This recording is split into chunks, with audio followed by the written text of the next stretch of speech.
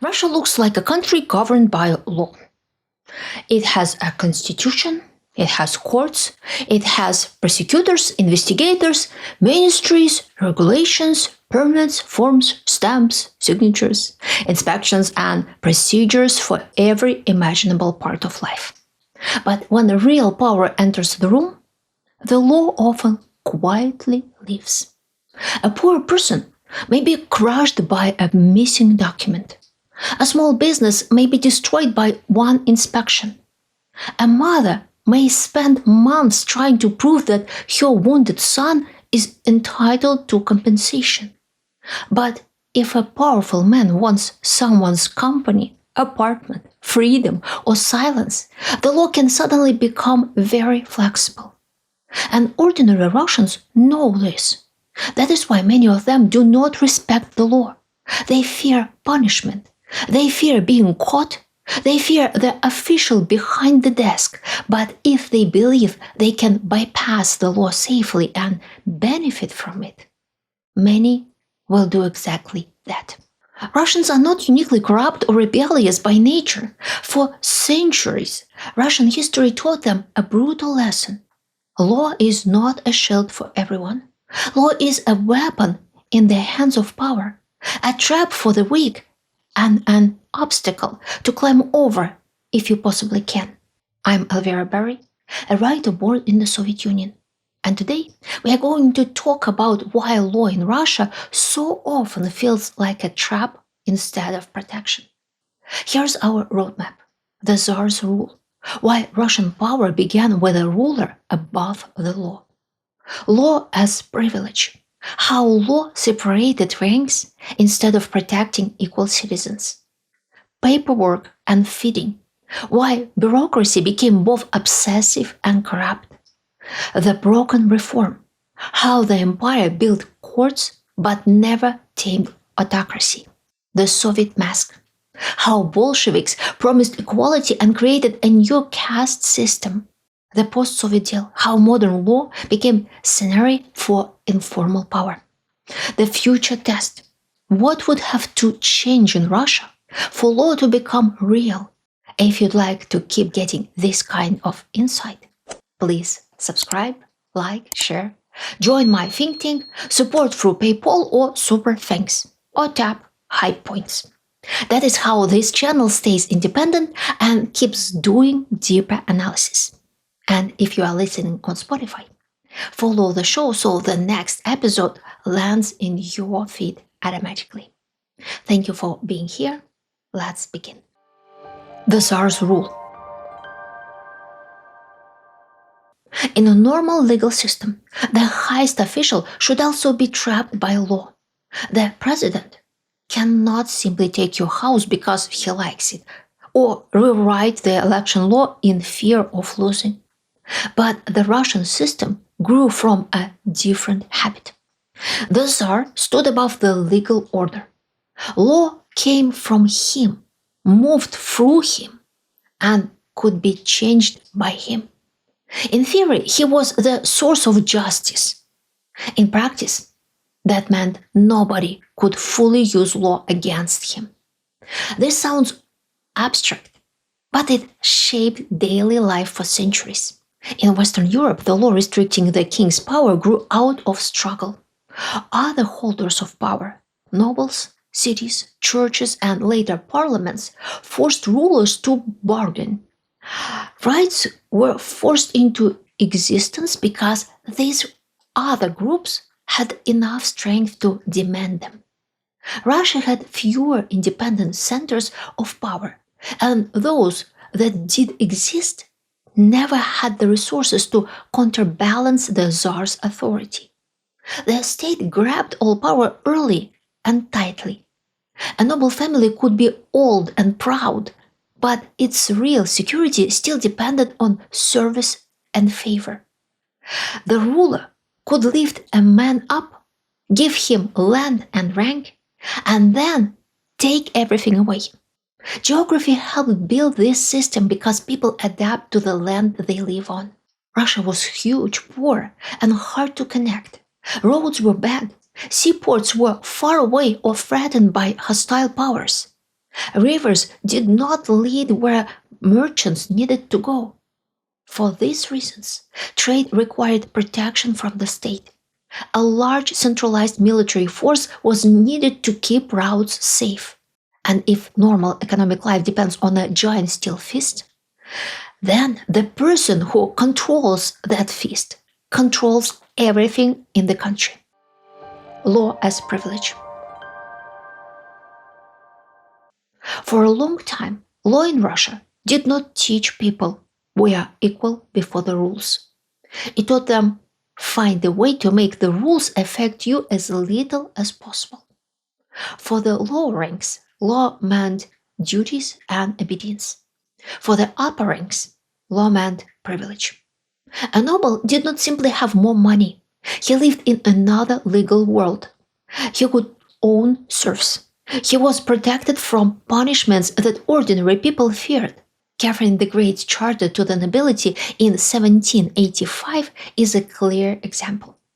It confirmed noble privileges, including freedom from compulsory military service and protection from corporal punishment. That is not a small thing. When the state says one man can be beaten and another cannot, it is teaching society what law means. Not a shared moral boundary, but a badge of rank. Serfdom, the Russian version of slavery that covered most peasants up to 1861, made this even clearer. For millions of peasants who were serfs, law did not protect their freedom but restricted it. It tied them to the land they were born on and to the landowner in ways that made private life almost impossible. And this logic were beyond peasants. Law decided who could live where, who could own certain property and enter certain professions, and who would be denied these choices. Take the Pale of Settlement. For more than a century, most Jews in the Russian Empire were restricted to certain Western territories, with many limits on residence, work, education, and movement. Again, law was marking a group as different and limiting its life. This is why Russians learn to read law as a map of privilege. Who can ignore the rule and who must follow it. This habit survived even when the old imperial order disappeared. The names changed, but the instinct remains. Many Russians still see law not as justice, but as a barrier to climb over, buy your way around, or use against someone weaker. Paperwork and feeding. Some people who have experienced Russian bureaucracy firsthand ask, how can a country like this be lawless? It's literally obsessed with paperwork. But Russia is both. Bureaucracy is not the same as a rule of law. A real legal system protects the citizen from arbitrary power, while a bureaucratic system protects the official from responsibility. The old Russian word here is kормление, feeding. Historically, officials could be rewarded by extracting income from the population they governed, and that was absolutely legal. This medieval system of kормление was formally abolished long ago, but the habit survived in new clothes. Office gives access to resources.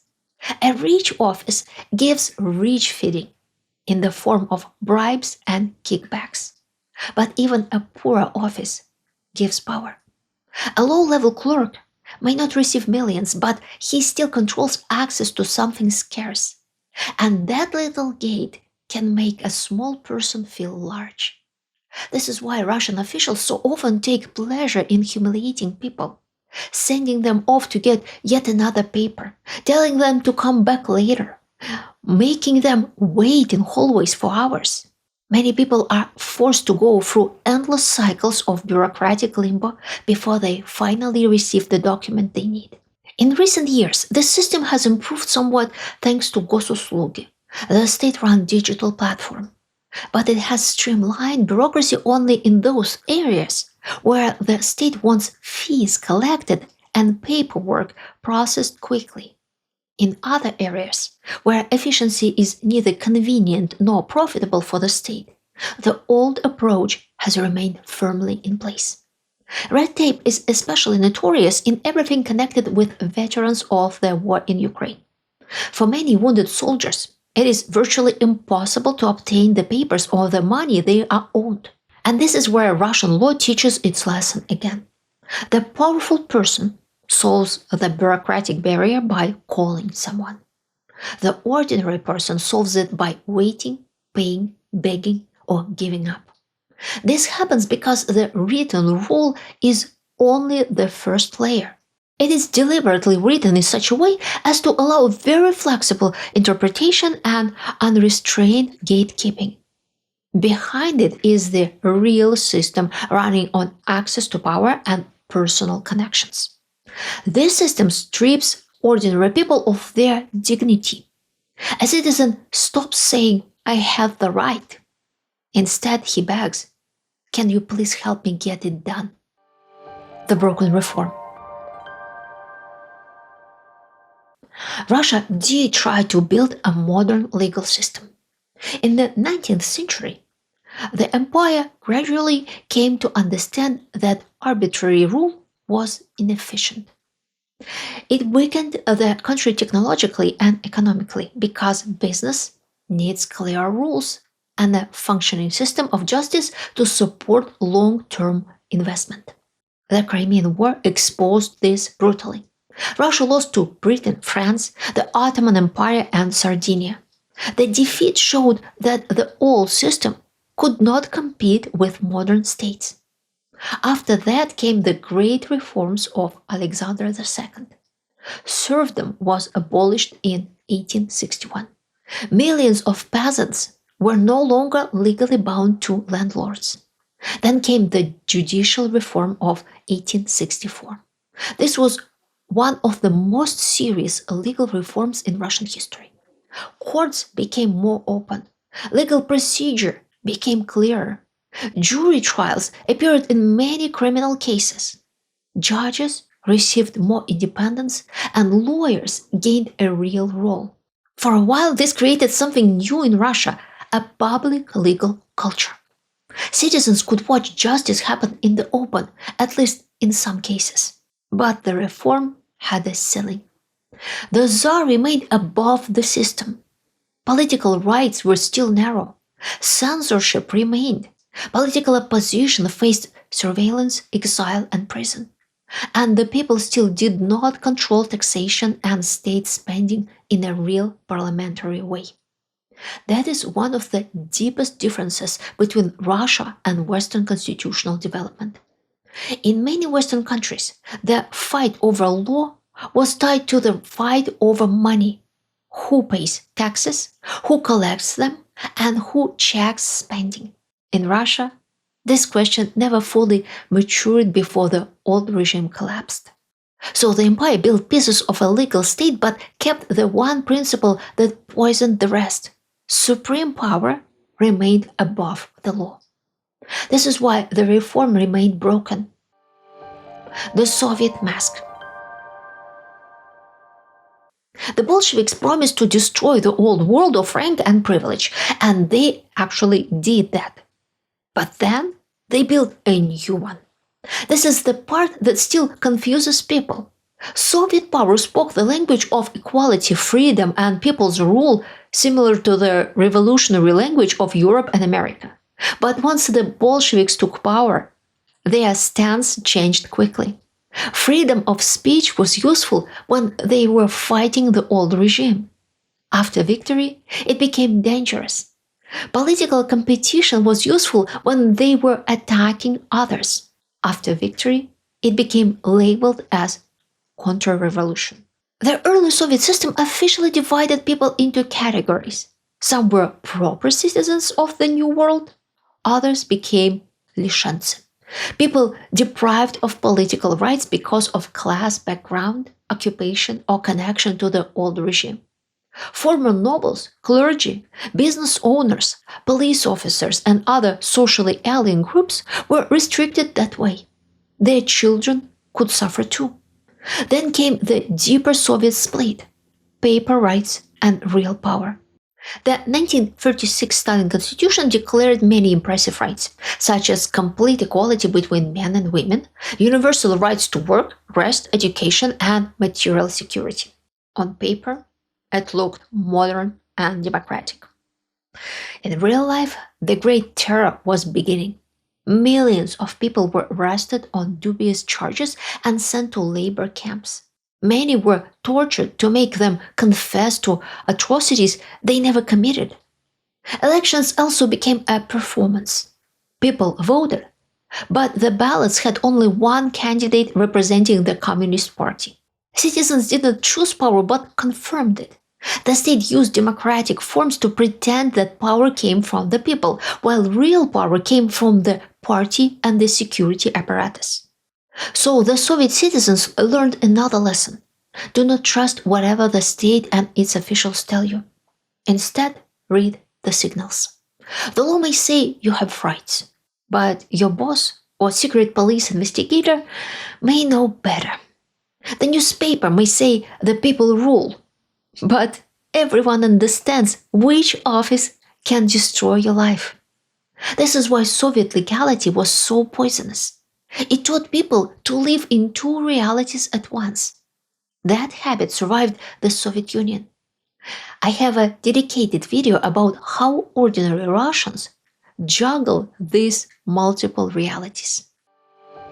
The post-Soviet deal. After the Soviet Union collapsed, Russia received modern laws. On paper, this was a new country, with private property, independent courts, free press, and a new constitution guaranteeing rights. At the lower level, law did begin to work in many ordinary cases. Two small businesses could fight over a contract and have their dispute settled in court. If no powerful person cared about the result, law could function. But the old Russian rule returned where it mattered most. When the dispute touched serious money or political power, law stopped being the master and became the servant. That is the key to modern Russia. The country created modern laws and procedures, but real power moved backstage. The post-Soviet elite had a simple fear. In the 1990s, huge property was privatized by people close to party, Komsomol, security, and administrative networks. Much of this wealth did not feel legitimate, even to the people who received it. Then came elections. What if voters chose communists? What if a new parliament revised privatization and took the property back? So instead of building independent institutions, the elite wanted a guarantor, a strong president who would protect their property. A controlled parliament would decorate the system. Courts would exist but not rule. Elections could still happen but not truly threaten power. This was the bargain.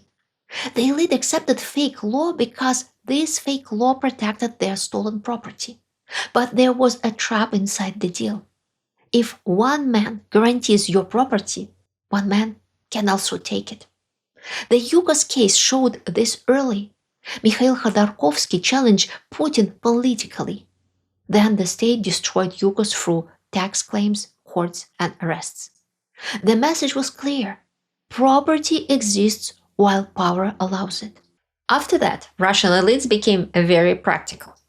When they had serious disputes, they often tried to use foreign arbitration, such as London courts, because they could not trust the Russian legal system to protect them from each other or from the state. The war has damaged even that escape route. Sanctions and isolation have pushed more disputes back into the Russian system. Now the same elites who avoided real law at home are trapped inside the system they helped build. And the state is taking more. Since the full-scale invasion, Russia has seized, nationalized, or placed under state control assets belonging to foreign companies and domestic businessmen who fell out of favor. The future test. Russians will begin to respect law when law begins to protect them. That is the future test. The question is whether law can become strong enough to stop power. The first condition is no person should be above the law, not even the president or security chief. This sounds obvious, but in Russia it is revolutionary. The second condition is courts that powerful people can lose in. The third condition is money. This is the part people often skip. But law cannot apply equally to everyone when all serious resources flow through political loyalty. Russia has to change its financial flows. Regions need real money and real authority. Businesses need property that does not depend on political obedience. Courts need budgets and careers that do not depend on pleasing the same people they must judge. Officials must not be able to turn every permit or inspection into a private feeding place. The fourth condition is the end of legal castes. No special class outside the law. No security people who can beat, kidnap, or torture and still be protected. No officials who can live by one rule while citizens live by another. This is the deepest Russian habit that must break. The idea that rank changes reality. A poor person's apartment must be protected by the same law as a rich person's mansion. A small business must have the same right to court as a state corporation. A mother whose son was taken by the army must be able to challenge the state without becoming an enemy. That is what law means. And here's the irony. The people who have the strongest reason to want real law may now be the same people who helped destroy it. Russian elites avoided independent courts because they wanted to protect what they had taken. But now they are discovering the old truth. A lawless system is comfortable only while you are the one holding the whip. Sooner or later, someone stronger take it from your hand. Before you go, I want to ask you something personal. Have you ever dealt with a system where a law existed on paper, but connections decided everything? And did you give up, find a workaround, or somehow force the system to obey its own rules? Please tell me in the comments. If this video helped you understand why Russians so often fear punishment but do not respect law, please like, subscribe, and share it with one person who is curious about how authoritarian systems really work. And if you want to support this channel directly, you can join my think tank, leave a super thanks, support through PayPal, or tap high points to help this episode travel further. For those listening on Spotify, follow the show so you don't miss the next one. Thank you for watching. See you next time.